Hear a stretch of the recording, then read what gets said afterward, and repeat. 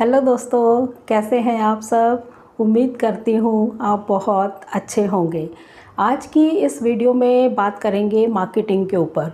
Marketing का topic तो मैंने जब से ये चैनल स्टार्ट किया है, जब भी मैंने कोई सेक्टर पे बात करी है, वो कोई भी सेक्टर है, वो डिज़ाइनिंग का है, ग्राफिक डिज़ाइनिंग है, इंटीरियर डिज़ाइनिंग है, वेबसाइट डिज़ाइनिंग है, जो भी है, या एक्सपोर्ट है, या टूर एंड ट्रैवल है, बैक ऑफिस के है, जो भी एरिया हमने कवर किए हैं अभी तक इसमें, तो काफ़ी एरिया कवर कर चुके हैं। जैसे गारमेंट्स के ऊपर भी बनाई है, एम्ब्रॉयडरी के ऊपर भी बनाई है, स्टिचिंग के ऊपर भी।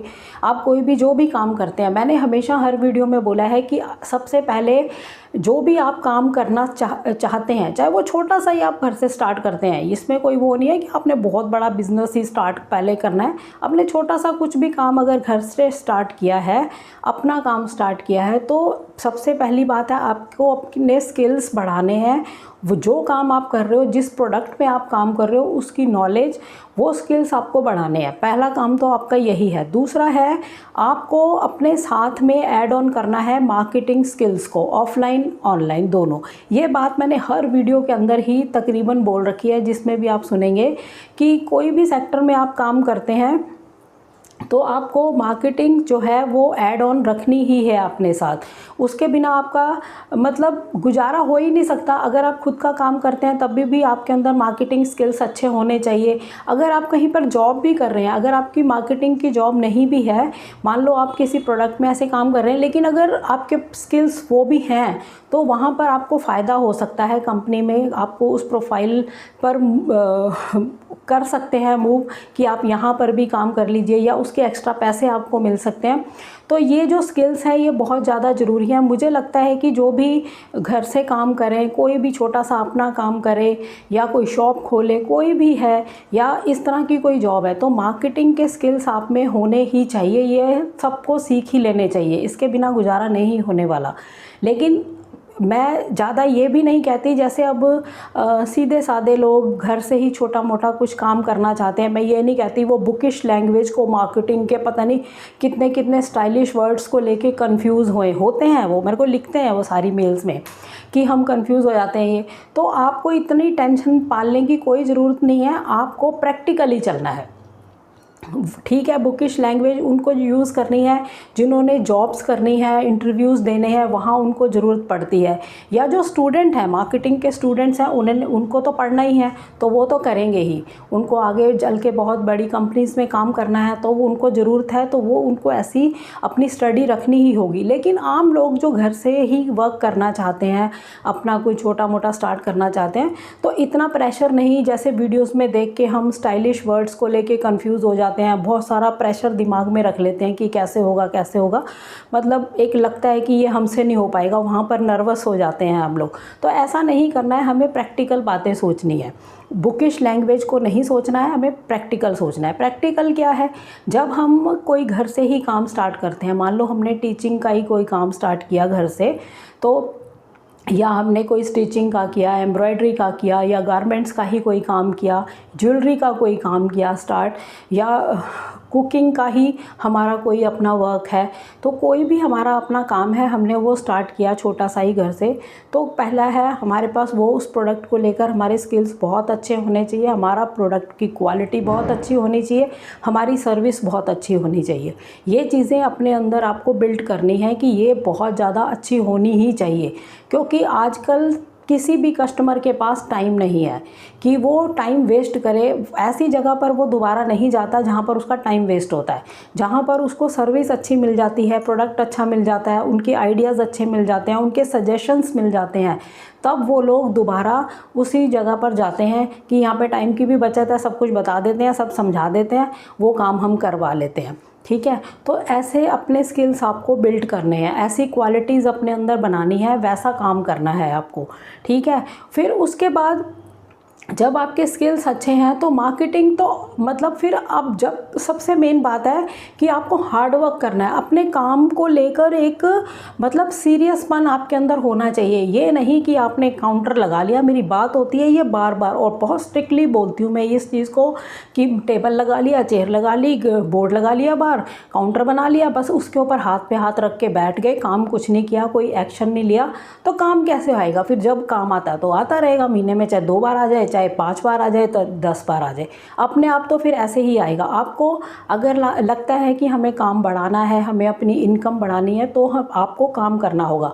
काम कैसे होता है? कम से कम 1 साल तक आपको एज ए एम्प्लॉय काम करना चाहिए, चाहे आप उस जगह के उसमें मतलब मालिक ही हो, उसका खुद का ही तुम्हारा काम है, तो पहले दिन से ही मालिक बन के मत बैठिए, अपने आप को महान मत बनिए, एमडी बन के, सीईओ बन के मत बैठिए उसके ऊपर। आप एज ए एम्प्लॉय काम करिए, वो चेयर रख लीजिए। मेरा तो यही मानना है, मैंने बहुत साल ऐसे ही काम किया। मैं बहुत बड़ी चेयर पर बैठती थी, लेकिन मैं उस चेयर पर कभी नहीं बैठी, मैं साइड वाली चेयर पर बैठकर ही अपना सारा काम करती थी। कि मैंने कम से कम 3-4 साल 5 मतलब काफ़ी साल तक मैंने ऐसा ही किया। मेरे को बहुत बड़ी चेयर मिली हुई थी, लेकिन मैंने उस चेयर पे कभी बैठ के काम नहीं किया। साइड पे चेयर होती थी, मैं उधर ही सारा काम करती थी। तो हमेशा ही एज ए एम्प्लॉय काम करिए। आपके ऊपर प्रेशर रहेगा, आपने आज ये करना है, मतलब सुबह उठिए, आपको पता होना चाहिए कि आज अगर मेरे पास कस्टमर नहीं आ रहे तो मुझे क्या नेक्स्ट कदम उठाना है, क्या स्टेप नया उठाना है, कहाँ मार्केटिंग करनी है, किसको बोलना है, क्या करना है। तो जब इसको चलाओगे ना, तभी ये काम कर पाओगे। आप ऐसे डुन बन के बैठे रहोगे ना काउंटर के ऊपर, तब आपका कुछ नहीं होने वाला, क्योंकि किसी ने आपको लाके कुछ नहीं देना। आप फिर कह देते हो, फिर उसको बंद करके बैठ जाते हो कि काम नहीं चला। तो ऐसे ही बहुत सारे स्टार्टअप्स भी हैं कि स्टार्ट कर लिए और उसके बाद फिर बंद करके बैठ गए, क्योंकि एक्शन नहीं लिया। आपको एक्शन लेना है। एक्शन तभी लोगे जब एज ए एम्प्लॉय काम करोगे। आपके पास लिस्ट होनी चाहिए सुबह कि आज के दिन के ये काम है और मुझे करने हैं। जब ये चलेगा आपका दिमाग इस तरह, तो आप अपने बिज़नेस को खुद ही ग्रो कर लोगे, क्योंकि इसमें हार्ड वर्क लगता है, आपको बहुत सारा काम करना होता है। तो जैसे मैं अपना ही कुछ बताती हूँ, एक्सपोर्ट लाइन में मुझे बहुत बड़ा चांस मिल गया था। तो शुरू में मुझे बहुत कुछ नहीं आता था, लेकिन मैंने सब कुछ सीखा धीरे धीरे। मैंने डॉक्यूमेंटेशन भी सीखी, मैंने मर्चेंडाइजिंग भी सीखी, मैंने डिज़ाइनिंग भी सीखी, मैंने सारा टेस्टिंग का भी सीखा, मैंने कॉस्टिंग भी सीखी, मैंने सब कुछ सीखा। सीखती भी गई और काम करवाती भी गई, सीखती भी गई, काम करवाती भी गई। ऐसे करते करते ही मैंने ग्रो किया, सारा सीख गई। ठीक है, तो इसी तरह आपको भी काम को जो है बहुत अच्छे से सीखना है और फिर उसको परफॉर्म करना है। अब मार्केटिंग है, अब बैठे हैं, अब मान लो अगर कुछ कस्टमर्स अपने पास आ गए तो ठीक है, अब हमें और चाहिए, हम और इनकम बढ़ाना चाहते हैं, तो हमें क्या क्या करना होगा?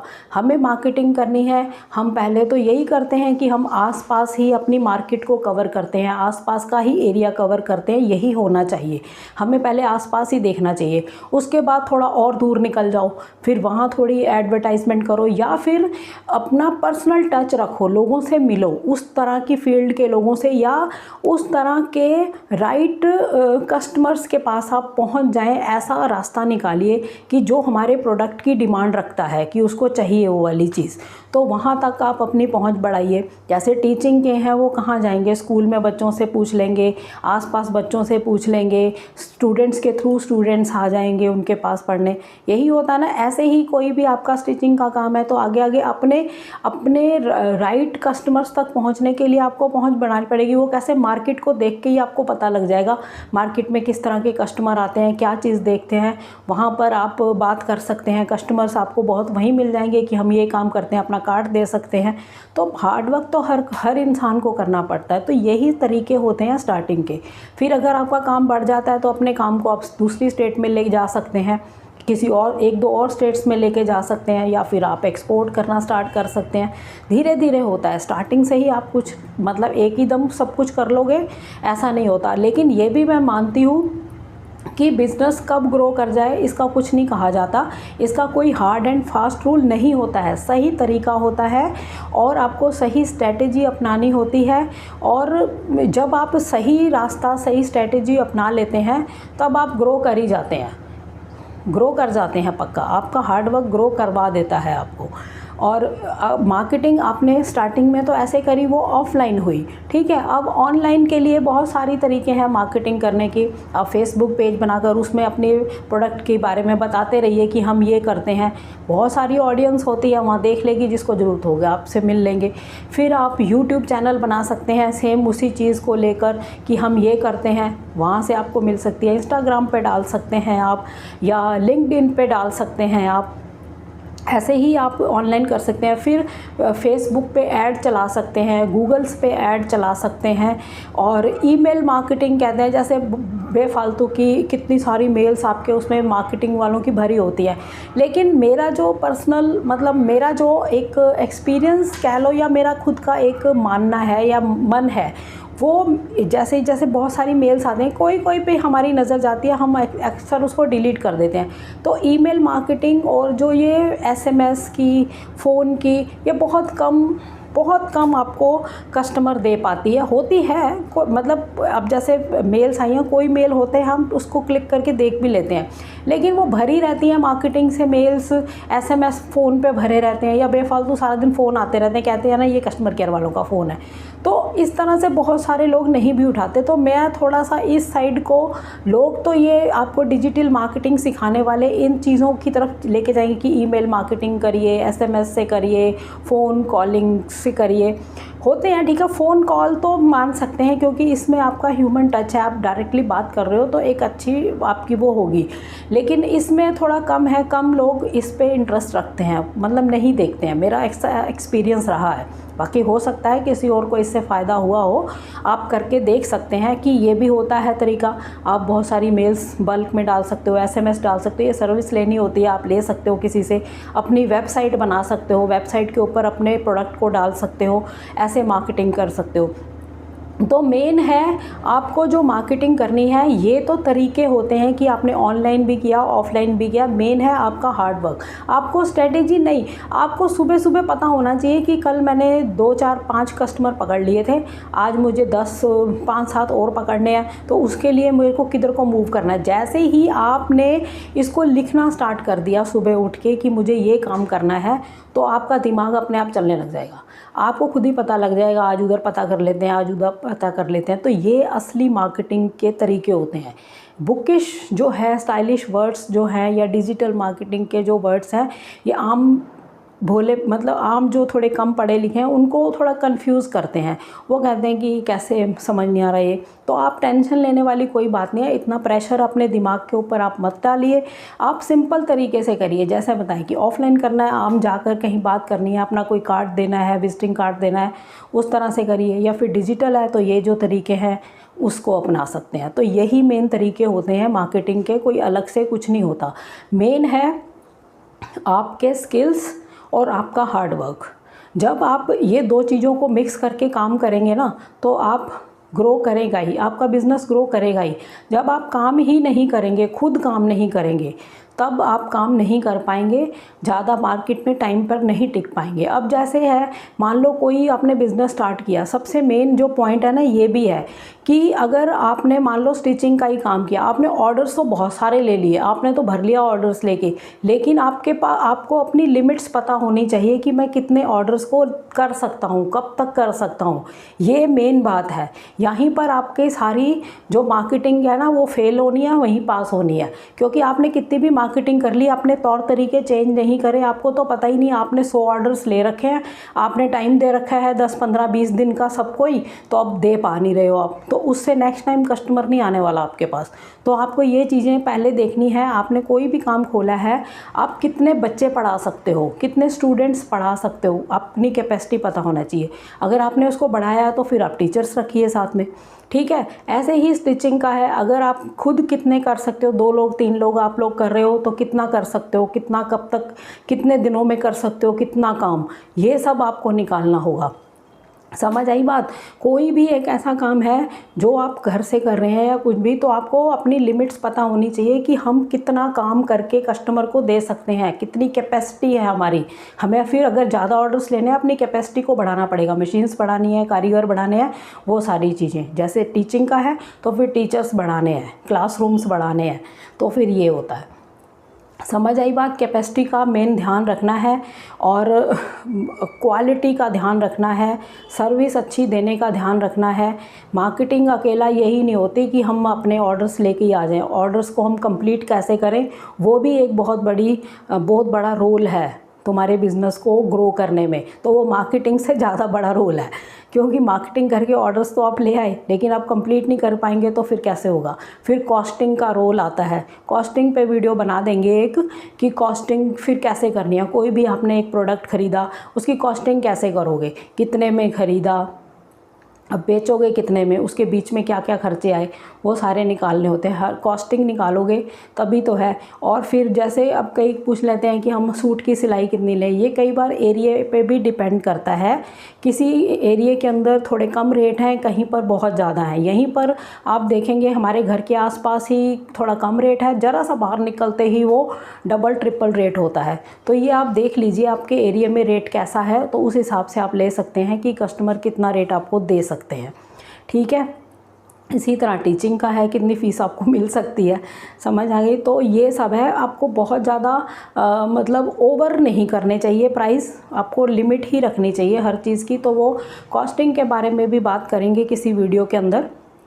आज मैंने आपको बताया। तो मार्केटिंग के साथ साथ जो ये मेन बात है ना, इसको नोटिस कर लीजिए। बहुत बड़े बड़े शब्दों में रेड पेन से अपने पेज पे लिख के रख लीजिए कि अपनी लिमिट्स का बहुत ध्यान रखना है कि हमने ऑर्डर्स तो ले लिए, अब ऑर्डर्स को कंप्लीट करने के लिए हमें कितना समय लगेगा, क्या है, हम टाइम पे दे पाएंगे, कैसे दे पाएंगे, वो लिमिट्स आपको पता होनी चाहिए। ठीक है दोस्तों, तो आज काफ़ी इम्पॉर्टेंट जानकारी है जो हर वीडियो में मैं पीछे बोल चुकी हूँ, लेकिन एक सेपरेट वीडियो बना दी। अब कई लोग वो वीडियोस में उनको समझ नहीं आता, तो फिर वो कहते हैं ये वाला पॉइंट कवर नहीं हुआ, ये समझ नहीं आया। तो मैंने अलग वीडियो ये इसलिए बनाई है, अदरवाइज़ तो मैं हर वीडियो के अंदर ही ये वाले पॉइंट्स बोलती हूँ कि ये आपको करना है, ऐसे करना है। तो मैंने अलग ही वीडियो बना दी है। ठीक है, तो चैनल पर नए हो तो सब्सक्राइब कर लिया करो, बहुत ज़रूरी है। और वीडियोस को शेयर करा करो, वीडियोस बहुत इम्पॉर्टेंट हैं। जानकारियाँ बहुत ज़्यादा जो हैं वो प्रैक्टिकल हैं, मतलब एक्सपीरियंस से बताई हुई बातें हैं, तो हमेशा किसी के काम आने वाली ही हैं। आज आपके काम नहीं आ रही, हो सकता है कई लोगों के और काम आ जाएं। तो चैनल को ग्रो करवाइए साथ में आगे तक इन्फॉर्मेशन पहुंचाकर। ठीक है, क्योंकि हमारा एम ही यही है कि बहुत सारे लोग इससे फ़ायदा ले सकें। ठीक है दोस्तों, नेक्स्ट वीडियो में फिर जल्द मिलती हूँ। तब तक के लिए थैंक यू। जय हिंद, जय भारत।